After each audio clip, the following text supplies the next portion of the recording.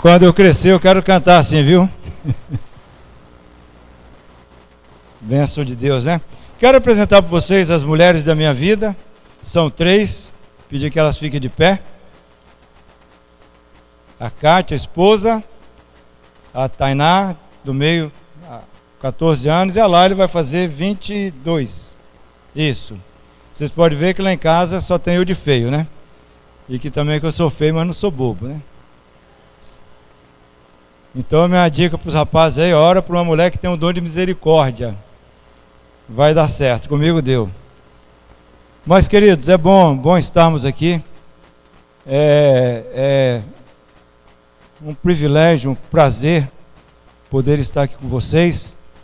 E eu queria continuar o nosso tema, né, que eu coloquei, restaurando o propósito missionário da igreja. De manhã nós tivemos vendo algumas estatísticas, alguns números, vendo o chamado do Senhor, mas agora nós vamos nos deter mais especificamente em algumas coisas que a Bíblia nos fala, especificamente sobre missão, a tarefa missionária da igreja. E uma igreja obediente, ela se esforça para obedecer à grande comissão, assim conhecida, aquele chamado de Jesus, que nós vamos passar lá em Mateus 28. A verdade é que os cânticos que nós estivemos cantando aqui, sobre a vitória da igreja, o fato de que a igreja não foi destruída, não é bravata, isso é fato.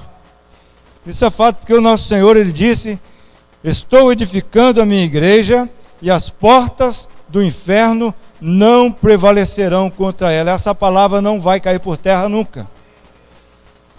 E a ideia que eu tinha antigamente é que a igreja estava acuada, e o inferno atacando e a gente resistindo. Mas a ideia aqui é exatamente o contrário. Porta não é uma arma de ataque, porta é uma arma de defesa. A ideia da igreja chutando a porta do inferno. Não é bravata não é a igreja avançando. E por todas as artimanhas de Satanás, dos seus apóstolos humanos, dos seus demônios, essa porta não resistindo, sucumbindo vez após vez. Foi assim quando o maior império, o mais poderoso, se levantou contra a igreja, o Império Romano. E um dos homens daquela época, Tertuliano, um advogado cristão, ele disse: olha, o sangue dos mártires é semente. Quanto mais sangue eles derramavam, mais brotava crente no meio daquele contexto totalmente hostil. E quando lá na frente o Constantino se converteu, a gente não sabe se ele se converteu mesmo, ou se ele usou aquele velho jargão: se você não pode com eles, junte-se a eles. E que se abriram as portas dos campos de concentração, das pedreiras, né? Não tinha esse nome ainda. Saíram muitos irmãos, aleijados, mancando, com a vida física muito debilitada, porque eles não negavam o nome do Senhor. O inferno não conseguiu parar a igreja. Naquele tempo também tinha os bravateiros. Hoje a gente tem muito crente bravateiro. Os bravateiros, aqueles que provocavam a perseguição. Esses que procuraram perseguição acabaram negando. Mas aqueles que estavam firmes, fazendo o trabalho, e veio a perseguição, eles continuaram firmes. Temos histórias aí fantásticas, não é o nosso assunto agora. Tertuliano, esse advogado, falou: o sangue do mártir é semente. Temos a história de Ambrósio, um ancião que morreu queimado. Temos a Blandina, uma senhora chifrada pelos touros, colocada na chapa quente, firme ali no Senhor.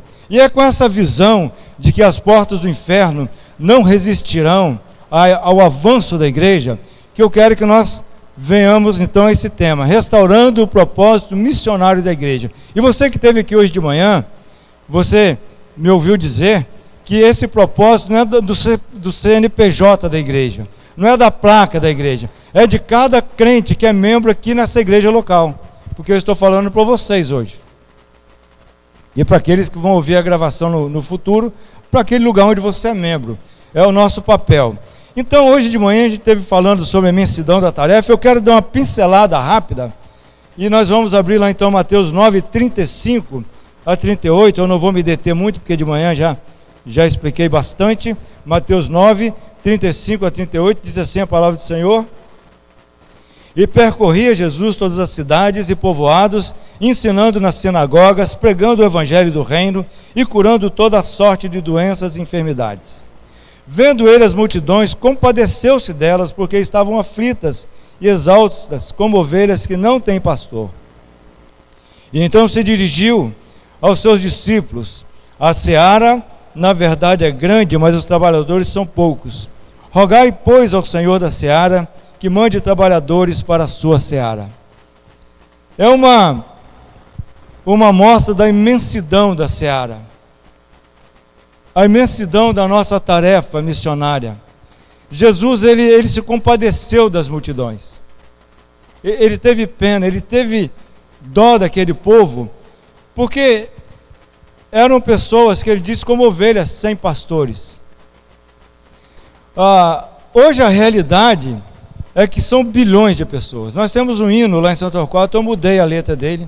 Eis os milhões, eu botei lá, eis os bilhões. Nós vimos hoje de manhã que são bilhões que nunca ouviram de Jesus. As pessoas nunca ouviram falar da salvação, como aquele povo também não tinha ouvido. Então Jesus sempre, ele age no seu ministério movido por compaixão. Os seus milagres não eram para se amostrar como esses hoje, milagres midiáticos aí, que num auditório de 5.000 pessoas, acontece uma cura, o primeiro milagre, tem uma câmera ali em cima. Não é? Como é que a pessoa ia adivinhar que ali naquele pontinho, vocês já perceberam isso, a malandragem? Não era esse tipo de coisa. O milagre de Jesus sempre era movido por uma lição espiritual, por compaixão. Eu sou a luz do mundo, é?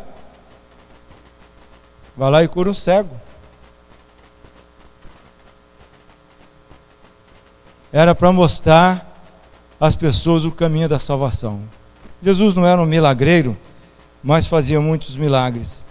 Ele vem movido pela compaixão, efetuando esses milagres, mas sempre com o intuito didático de apontar um caminho da salvação. Porque que adianta a pessoa ressuscitar aqui nesse mundo, como ele ressuscitou, e depois morrer para o inferno? Então ele ressuscitava com o intuito de que aquela pessoa cresce nele, e que as outras pessoas também crescem, que ele realmente era a vida. Essa multidão que estava desgarrada, aflita, errante, e ele fala como ovelha sem pastor. Às vezes a gente gosta de falar que é a ovelha de Jesus, né? E é bom, eu sou uma ovelha de Jesus. Mas a ovelha é um bichinho muito estúpido. Pensa num bichinho estúpido, a tal da ovelha. É míope, não tem senso de direção, se perde facilmente, é igual eu. Eu quando estou dirigindo num lugar desconhecido, ainda bem que agora tem GPS. Se eu fizer 3 curvas, eu não sei para onde é o norte, onde é o sul, eu não tenho essa noção. O Walter, o nosso irmão lá da Bósnia, ele parece ter um GPS na cabeça. Eu sou uma ovelha literalmente nesse sentido. Ela é míope, ela não tem senso de direção, ela é incapaz de se defender. Um lobo entra num rebanho de 1.000 ovelhas, ataca uma ovelha, come ela no meio das outras ovelhas, e elas ficam ali sem saber o que fazer, totalmente indefeso. Por isso que crente, longe do rebanho, é presa de lobo.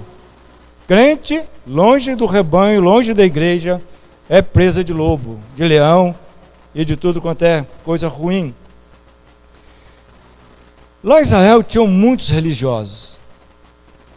Tinha os fariseus, tinha os saduceus, tinha os essênios, tinha os escribas, mas tinham poucos pastores.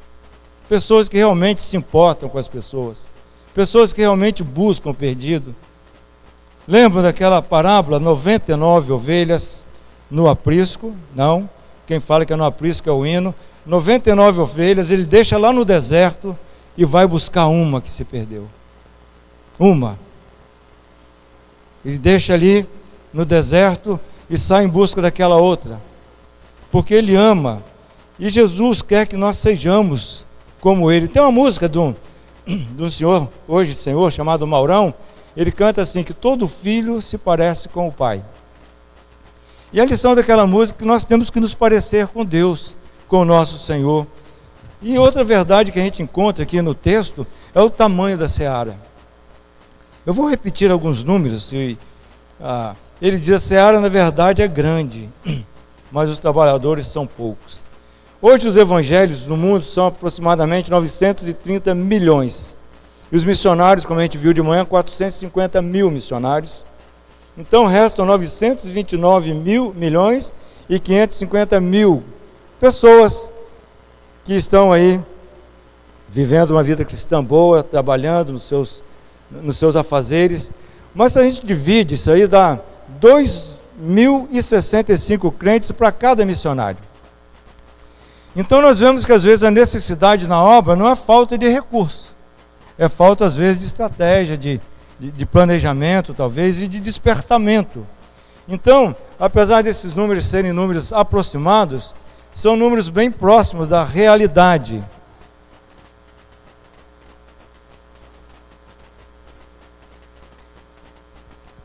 De manhã nós vimos na janela 1040 mais de 2 bilhões de pessoas que nunca ouviram soar aos seus ouvidos o nome de Jesus. Hoje de manhã nós tivemos a ceia. Elas não sabem o que é lembrar a morte do Senhor, porque elas nem sabem que Ele morreu. E nós precisamos então atentar para essa passagem da urgência, do tamanho, aliás, da imensidão da nossa tarefa. Aí vem agora, e a gente pode ler lá em João 4:35, aquela passagem da mulher samaritana, um dos textos que eu mais gosto, que Jesus, o Criador, essa passagem especialmente, o Criador do universo, o Criador da água, o dono do universo, o Rei do universo, está sentado na beira de um poço, cansado e com sede. Sentado ali, e não tinha como tirar água. Ele podia fazer assim, a água ia sair lá de dentro e vinha na boca dele, mas ele não fazia milagres desnecessários. Ele não era um milagreiro. Ele está ali. Aí a gente vê aquela passagem, aquela mulher samaritana, aquele diálogo, que de água Jesus arruma ali uma ponte para o evangelismo, e tem gente que é bom nisso. Eu admiro o Tadeu, por exemplo. Ele está conversando sobre a orelha de elefante, ele vai arrumar um jeito de botar Jesus nessa orelha aí. E lá na igreja tem gente que está lá, porque o Tadeu lá no seu negócio, conversando, ele evangelizou. E nós temos lá, por exemplo, o Ailton, o Paulo Peruque, porque tem pessoas que são bons. Jesus usa essa ponte aqui, e nós conhecemos a história. Mas ele diz assim, lá no versículo 35, não dizeis vós que ainda há 4 meses até a ceifa? Eu, porém, vos digo, erguei os olhos e vede os campos, pois já branquejam para a ceifa.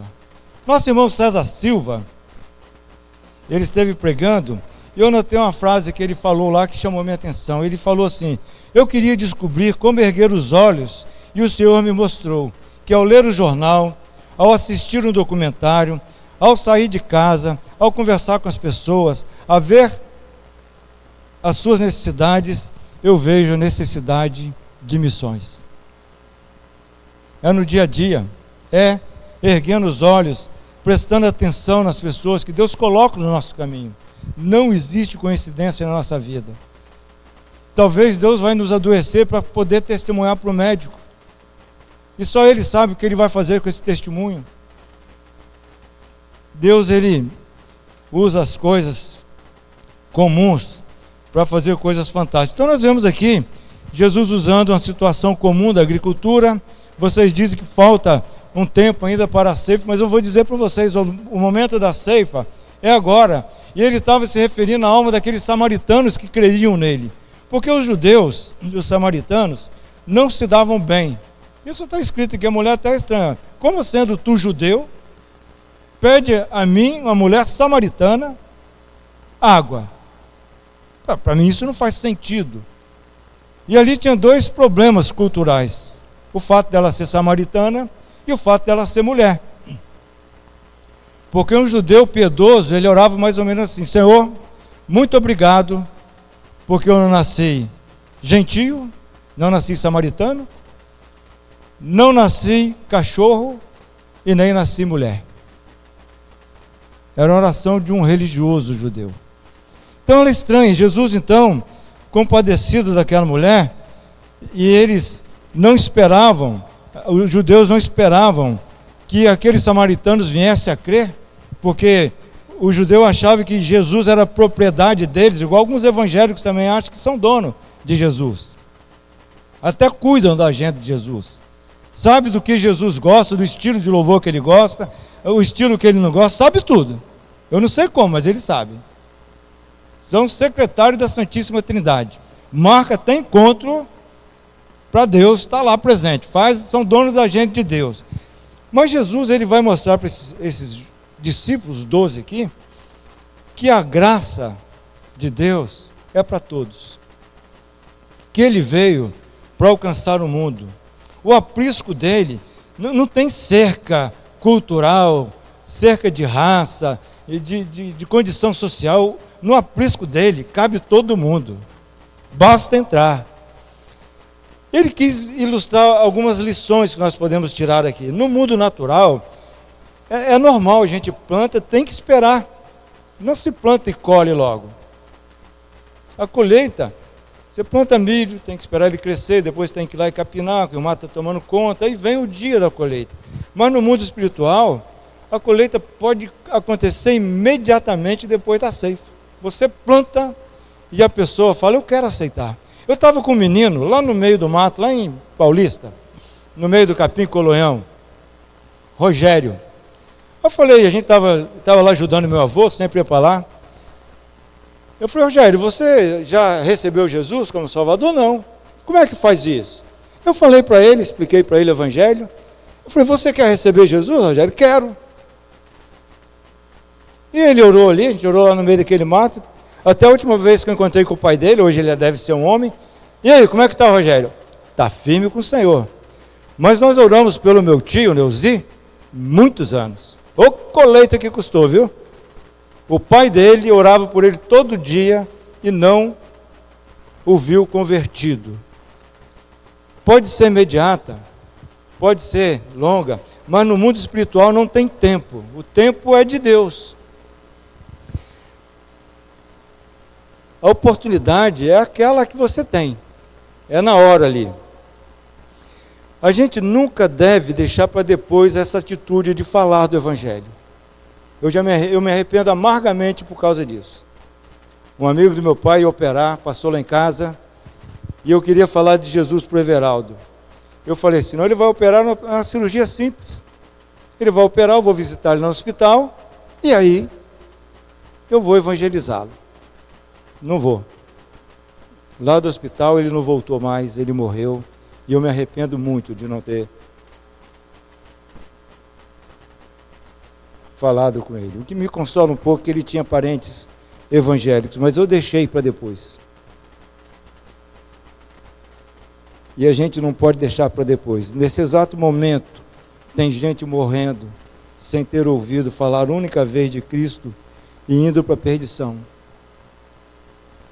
Você pode conferir isso em Romanos. Aí a gente pode ver a terceira faceta dessa tarefa, que é o nosso comissionamento. É quando Jesus fala claramente para nós o que nós devemos fazer. Isso está lá em Mateus 28, de 16 a 20. Mateus 28, 16 a 20 diz assim. Esperar vocês abrirem.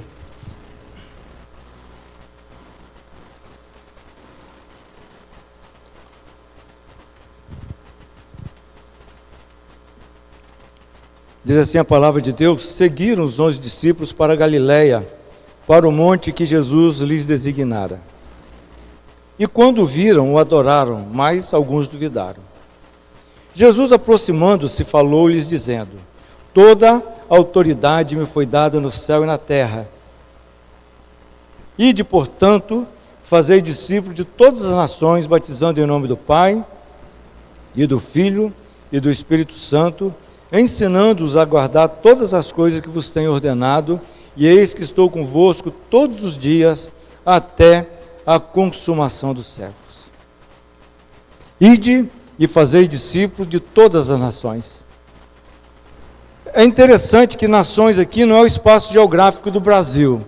Dentro do Brasil tem vários povos.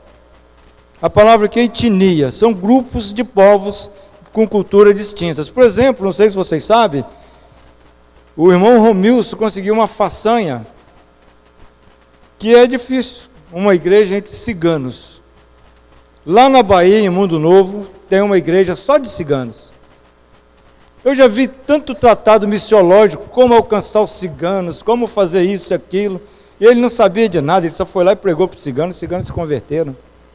Porque quem converte é Deus. É bom ter estratégia, é bom estudar, é bom se preparar, mas Deus, quando Ele quer fazer, Ele faz com pessoas dispostas à mão dEle. Se você vê o irmão Romildo, uma simplicidade, uma pessoa muito simples, mas que Deus está usando para fazer, no bom sentido, inveja a muitos missiólogos. Provavelmente, se eles descobrirem, vão querer estudar lá e saber como é que ele fez. Então, uma nação, nós temos os indígenas, várias nações, Yanomamis, o Aiuai, os Guaranis, são grupos, é disso que Jesus está falando aqui. Então, essa divisão geográfica que nós vemos, não é assim que Deus vê. Vê povos com suas línguas, com as suas características e que precisam ouvir o Evangelho. E para isso o missionário às vezes tem que mudar para aquele país ou para aquela tribo, aprender a língua, para depois traduzir porções da Bíblia. Com as novas tecnologias, computadores, isso avançou um pouquinho, mas antigamente eram 20 anos para traduzir a palavra de Deus do jeito que o povo entendesse. 20 anos. Tem gente que começou a tradução, acabou, mas não viu a Bíblia impressa. Aqui no Brasil mesmo, a senhora, aconteceu isso com ela. E de fazer discípulos. Então, até lá no congresso que eu e o Natan estivemos, o irmão explicou, a ideia aqui, o fazer discípulo é uma consequência do principal, que é ir. Enquanto vocês vão na padaria, enquanto vocês vão para a escola, enquanto vocês vão para o trabalho, enquanto você vai passear, enquanto você vai caminhar, enquanto você vai viajar de férias, vai falando de Jesus. O principal aqui é o ir. Enquanto vai, fale, testemunhe. As pessoas vão perceber diferenças em nós. Uma vez eu estava lá na rodoviária de Tietê, jovem, cabeçudo, calça jeans, uma mochila de lona que eu tinha. Estava lá esperando, lá da minha hora, sentado. Aquele dia eu nem distribuí folheto, que às vezes eu distribuía, era proibido, mas eu saía assim, distribuindo, né? Clandestinamente, igual o irmão André. Aí uma senhora chegou para mim e falou, você é crente, né, jovem? Eu falei, sou. Como é que a senhora descobriu? Eu olhei para você, eu vi que você é um jovem crente. Eu fiquei alegre, porque eu não estava vestido de crente, não estava fantasiado de crente. Estava com a minha roupa normal, não sei o que ela viu, alguma atitude, talvez as mulheres passando e eu não ficar. Como é natural na maioria dos homens, não sei. As pessoas veem diferença em nós. Deixa eu falar uma coisa aqui também. Tem alguns crentes achando que tem que ser igual ao mundo para ganhar o mundo. Meus queridos, de iguais o mundo está cheio. O mundo quer ver diferença. Eu não estou falando de fantasia, não, de ser esquisito, mas de comportamento, de atitude. É isso que o mundo precisa, de pessoas de comportamento diferente. Nós somos teatrais, né? Então deixa eu falar, não é uma questão de postura exterior. Os mais antigos vão lembrar disso, né? Aquela oração mais fervorosa, né, você? É quando o irmão fazia assim, ó. Não era? Fazia assim, ele estava no espírito. Hoje, uns levantam as mãos, isso é exterior. E não há problema nenhum nisso, nem nenhuma nem outra. Mas nós temos que ter cuidado para que isso reflita realmente o nosso coração. Porque se refletir, as pessoas vão ver, independente do seu estilo. As pessoas vão ver enquanto você vai. Existem então vários povos e a gente precisa levar a eles a boa nova. Um irmão nosso da igreja dos irmãos dos Estados Unidos, o Jim Elliot, lá do piloto das selvas, do aviãozinho, ele disse o seguinte, baseado em Mateus 10:39, não é um tolo aquele que entrega o que não pode guardar, que é a vida, para receber algo que não pode perder. A gente deve juntar tesouros na terra? Não.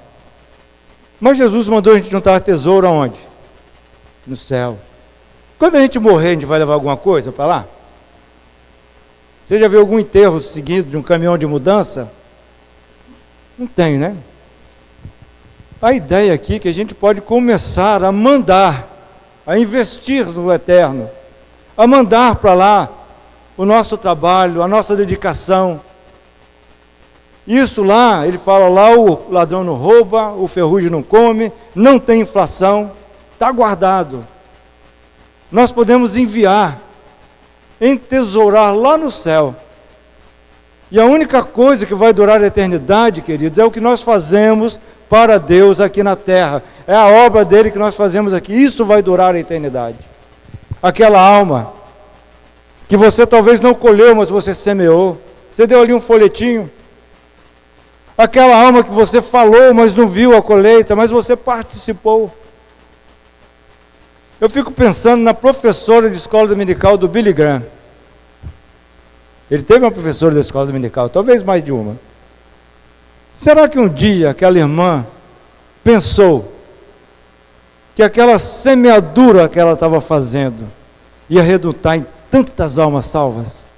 Vocês acham que Deus vai ficar esquecido do trabalho dela que talvez ninguém lembra? Não.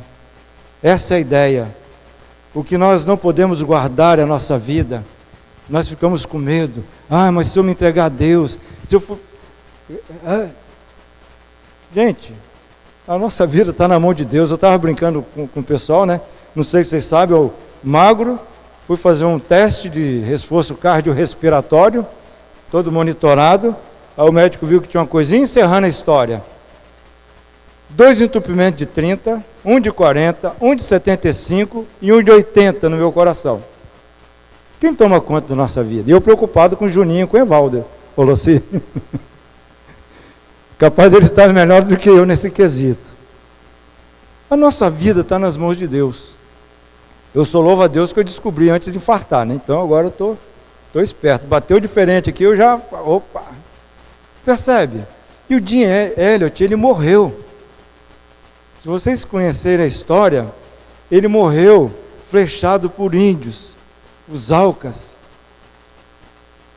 A mulher dele desistiu desse povo? Não, ela tinha um chamado. Ela e as outras irmãs, que foram 5 missionários que morreram, foram lá evangelizar. O filho dele batizou o assassino do pai, salvo engano. É fácil fazer isso? É difícil, né? Mas vendo a ignorância daqueles homens, daqueles indígenas, elas voltaram. Ide por todo mundo e pregar o evangelho, batizando em nome do Pai, do Filho e do Espírito Santo.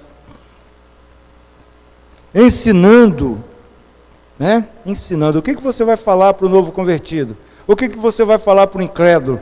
Aquilo que Jesus fez na sua vida. Olha, eu era assim, assim, assim, eu não tinha esperança, eu não tinha paz, mas depois que eu encontrei Jesus, às vezes eu passo uns perrengues aí, mas olha, é diferente. E outra promessa maravilhosa aqui: eis que estou convosco uma semana, um mês, um ano, todos os dias. Eu recebi Jesus como Salvador, foi alcançado pela graça, no dia 14 de abril de 1985, de madrugada. Estava bêbado, voltando de uma farra, e Jesus me alcançou assim. Nunca mais eu senti Ele distante de mim, nunca. Já passei por enfermidades, dificuldades, mas Ele sempre esteve comigo. Ele está com vocês também, então creia nisso. Ele prometeu que além de nos chamar, Ele está com a gente nessa caminhada, Ele está ali conosco. Em Atos 1, de 6 a 8, ele vai falar de outra coisa, que é o poder que Ele nos deu para cumprir esse chamado. Vamos lá para Atos 1, de 6 a 8?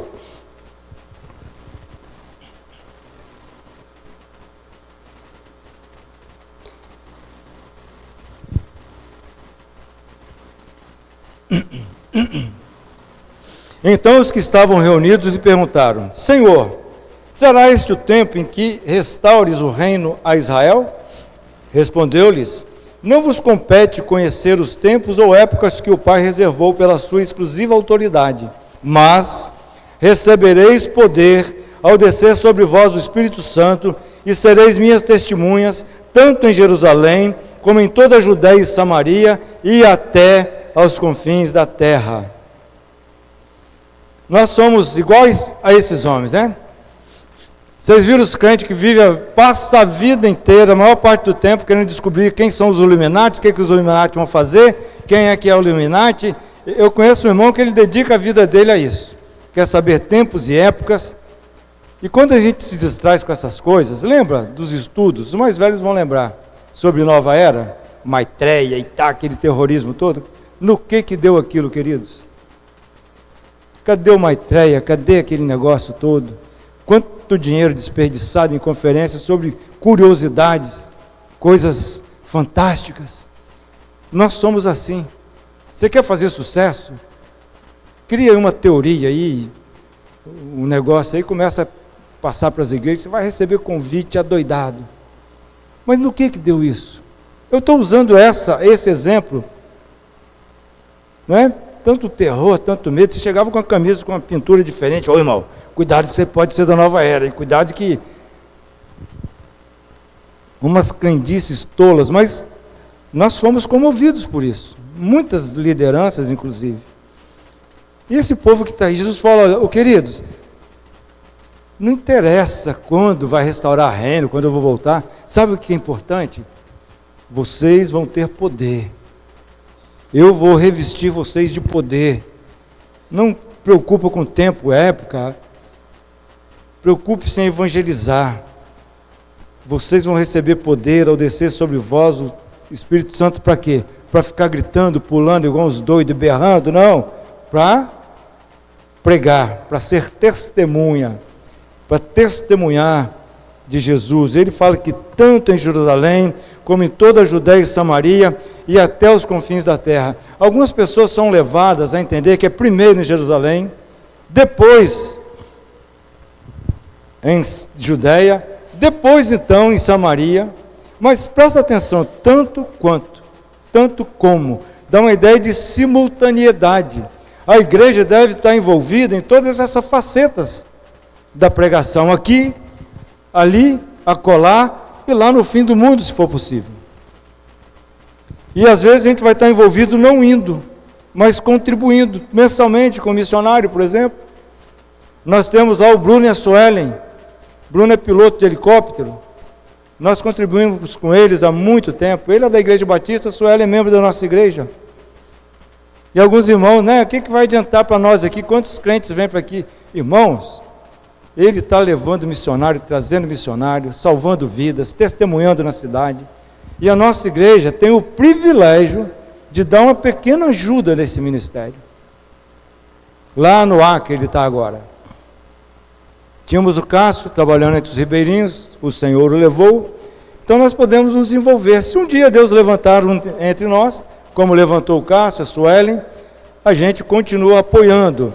Esse poder que nos capacita não vem da nossa força, não vem da nossa eloquência, não vem de um curso de teologia, como eu tive o privilégio de fazer, e recomendo quem puder estudar. Daqui a 2 anos vai acontecer de novo o curso de aconselhamento bíblico lá em Macaé. Eu, Juninho, Emerson e Felipe fizemos, foi muito bom. Agora Adonias Gonçalves está fazendo, o pastor lá deu de presente para ele também, o curso, as apostilhas, tudo, ele só paga a despesa. Então, as oportunidades que a gente tiver de se capacitar, faça isso, mas não confie nisso, porque o poder não vem das nossas capacidades, ele vem do Espírito Santo que habita em nós. Você acredita nisso? E a palavra poder aqui é dinamis, do grego dinamis. De onde vem a nossa palavra? Dinamite. É para arrebentar a porta do inferno mesmo. É para chutar, não o balde, né, mas a porta do inferno, não com bravata, mas com a palavra de Deus, igual quando você vai expulsar um demônio, não precisa gritar, não precisa esbravejar, não fica orando, é confrontar. Em nome de Jesus você vai sair, não vou, vai. E aí é uma briga que pode durar 3 horas, pode durar 5 minutos, mas é o poder da palavra, é o poder do nome do Senhor. Esse poder nos foi dado na nossa cidade, em outros lugares, nos confins da terra, em qualquer canto. O que Jesus fala então? Tanto quanto, ou tanto como. Aqui, é verdade. A maioria de nós está aqui. Talvez um dia Deus vai nos levar para outro lugar, não sei se é com Ele. Mas nós teremos o poder em toda e qualquer situação, em todo e qualquer lugar que Ele nos chamar. O Walter me falou uma coisa que eu nunca mais esqueci, falou: Jabismar, quanto ao sustento, né, porque eu não tinha sustento nenhum da igreja, quando eu me lancei à obra, e aí eu casei, falei: e agora até hoje não faltou nada, né? Às vezes a gente passa os perrengues, às vezes Deus manda oferta, às vezes Ele manda o trabalho também, não tem problema, mas ele falou assim: Jabismar, o que Deus encomenda, Ele paga, se Ele mandar, Ele não abandona. Isso é verdade, na minha vida e na vida de muitos irmãos. Então o que a gente pensa, irmãos? Quando a gente fala em missões em outros países, as pessoas falam assim: mas para que ir lá? Tem tanta gente perdida aqui ainda. Você tem parente que é perdido ainda. Mas a pergunta não é essa. O parente já ouviu? O parente já teve oportunidade? Já. Os nossos parentes tiveram oportunidades. Principalmente quando viram a nossa mudança de vida. Eles viram, eles perceberam. Eles ouviram também da nossa boca. Pensa bem se os missionários que vieram, os nossos antepassados, tivessem pensado assim: não, aqui na Inglaterra ainda tem muita gente perdida ainda. Eu vou ficar quieto aqui. Para que ir lá para o Brasil? Aquele buraco, que aqui era um buraco, viu? Em vista da Inglaterra na época. Se eles tivessem pensado assim: a minha família, o lado paterno, foi alcançado pelos missionários metodistas. Meu pai quase foi pastor metodista. Meu avô não deixou ele para o seminário. Do lado materno, lá do Zé Vidal, os missionários dos irmãos. Pessoas que deixaram a sua cidade. Teve, irmãos, obreiros nossos, missionários que vieram, por exemplo, para o Recife, que morreram lá de doenças. Se ele tivesse pensado assim, será que nós estaríamos aqui hoje? Louvando a Deus, cantando tão gostoso, né? Cantar louvores a Deus, falar para Ele o que Ele é, o que Ele fez, o que Ele vai fazer, o que Ele está fazendo. Será que estaríamos aqui? Então nós temos que levantar os olhos, olhar lá na frente também. E a verdade é que muitas vezes nós não paramos para pensar na situação do nosso mundo. Esse tanto de gente, esse tanto de pessoa, a população mundial, os não alcançados, os que nunca ouviram. É muito trabalho. E até a gente se sente, né? Não sei vocês, a gente sente uma formiguinha. Mas se cada crente se dispor nas mãos de Deus, para ir aonde Ele quiser, pode ser ir, o seu ir pode ser aqui em Guarapari. É Deus que sabe isso aí, não sou eu, não é ninguém. Ele que vai falar o seu coração. Mas nós precisamos ser desafiados, assumir a nossa responsabilidade nessa tarefa. A nossa responsabilidade, porque nós temos. Cada um de nós aqui é um obreiro do Senhor. Vocês concordam comigo? Um obreiro, uma obreira. A única diferença de vocês, para mim e para o Natan, é que nós dedicamos o tempo exclusivo a isso. Mas vocês são obreiros. Vocês vão ter contato com pessoas que nós nunca teremos. E vocês precisam testemunhar para essas pessoas. Cada um de nós, cada um de vocês, tem aqui um tripé, né? Ir, contribuir e orar. Rogai ao Senhor da Seara que mande trabalhadores, mas rogue com o coração disposto a ser esse trabalhador, a ser essa pessoa, para ser usada por Deus, porque senão é hipocrisia. Manda o Natan, Senhor, ele está mais novo, manda ele, garoto bom. Não, Senhor, levanta trabalhadores para a sua seara, e se for eu estou à sua disposição. Espero que nesse restaurar o papel missionário da igreja, nesse domingo, Deus tenha falado ao seu coração. E eu quero te fazer um desafio. Eu não sou muito de fazer apelo, mas hoje eu quero fazer um desafio. Pensa o seguinte: você não sabe quando, não sabe como, não sabe com quem, não sabe onde Deus pode te mandar, mas se você quer se dispor a falar para Deus: Senhor, eu não sei quando, eu não sei como, eu não sei com quem, eu não sei com que capacidade, mas se o Senhor quiser me usar, eu quero me colocar nas tuas mãos. Eu quero que a minha liderança ore por mim, porque eu quero ser um servo, uma serva do Senhor, não importa onde. Eu queria te convidar a vir aqui à frente.